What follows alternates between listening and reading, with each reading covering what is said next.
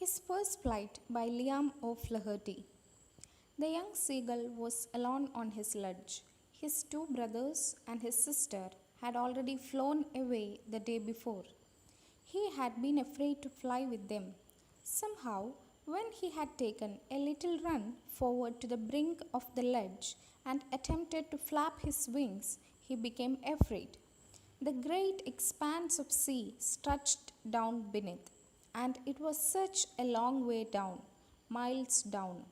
He felt certain that his wings would never support him. So he bent his head and ran away back to the little hole under the ledge where he slept at night. Even when each of his brothers and his little sister, whose wings were far shorter than his own, ran to the brink, flapped their wings, and flew away, he failed to muster up courage to take that plunge which appeared to him so desperate. His father and mother had come around, calling to him shrilly, scolding him, threatening to let him starve on his ledge unless he flew away. But for the life of him, he could not move. That was 24 hours ago. Since then, nobody had come near him. The day before, all day long, he had watched his parents flying about with his brothers and sister, perfecting them in the art of flight, teaching them how to skim the waves and how to dive for fish. He had, in fact, seen his older brother catch his first herring and devour it, standing on a rock while his parents circled around raising a proud cackle. And all the morning, the whole family had walked about on the big plateau midway down the opposite cliff, laughing at his cowardice. The sun was now ascending the sky, blazing warmly on his ledge that faced the south. He felt the heat because he had not eaten since the previous nightfall. Then he had found a dried piece of mackerel's tail at the far end of his ledge. Now there was not a single scrap of food left. He had searched every inch, rooting among the rough, dirt-caked straw nest where he and his brothers and sister had been hatched. He even gnawed at the dried pieces of eggshell. It was like eating a part of himself. He then trotted back and forth from one end of the ledge to the other.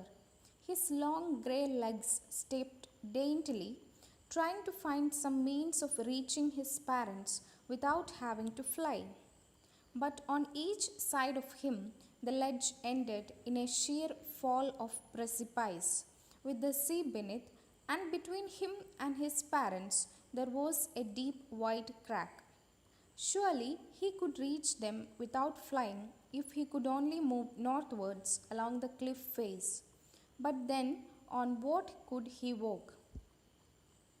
There was no ledge and he was not a fly, and above him he could see nothing. The precipice was sheer and the top of it was, perhaps, farther away than the sea beneath him. He stepped slowly out to the brink of the ledge and standing on one leg with the other leg hidden under his wing, he closed one eye, then the other and pretended to be falling asleep. Still, they took no notice of him. He saw his two brothers and his sister lying on the plateau dozing, with their heads sunk into their necks. His father was preening the feathers on his white back. Only his mother was looking at him. She was standing on a little high hump on the plateau where her white breast thrust forward.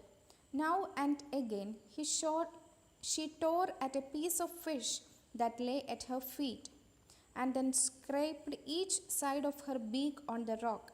The sight of the food maddened him. How he loved to tear food that way, scraping his big beak now and again. To wet it, he uttered a low cackle. His mother cackled too and looked at him. Ga, ga, ga, he cried, begging her to bring him over some food. Gowl, ool, ah. She screamed back mockingly, but he kept calling plaintively, and after a minute or so, he uttered a joyful scream. His mother had picked up a piece of fish and was flying across to him with it. He leaned out eagerly, tapping the rock with his feet, trying to get nearer to her as she flew across. But when she was just opposite to him, abreast of the ledge, she halted, her legs hanging limp, her wings motionless, the piece of fish in her beak almost within reach of his beak. He waited a moment in surprise, wondering why she did not come nearer, and then, maddened by hunger, he dived at the fish. With a loud scream, he fell outwards and downwards into space. His mother had swooped upwards. As he passed beneath her, he heard the swish of her wings. Then a monstrous terror seized him, and his heart stood still. He could hear nothing, but it only lasted a moment. The next moment, he felt his wings spread outwards. The wind rushed against his breast, feathers, then under his stomach and against his wings. He could feel the tips of his wings cutting through the air. He was not falling headlong now. He was soaring gradually, downwards and outwards. He was no longer afraid. He just felt a bit dizzy. Then he flapped his wings once and he soared upwards. He uttered a joyous scream and flapped them again. He soared higher. He raised his breast and banged against the wind. Ga, ga, ga, ga, ga, ga. Gowl, ool, ah. His mother swooped past him, her wings making a loud noise. He answered her with another scream. Then his father flew over him screaming. Then he saw his two brothers and sister flying around him, soaring and diving. Then he completely forgot that he had not always been able to fly, and commenced to dive and soar, shrieking shrilly. He was near the sea now, flying straight over it, facing out over the ocean. He saw a vast green sea beneath him, with little ridges moving over it. He turned his beak sideways and crowed amusedly. His parents and his brothers and sister had landed on this green floor in front of him.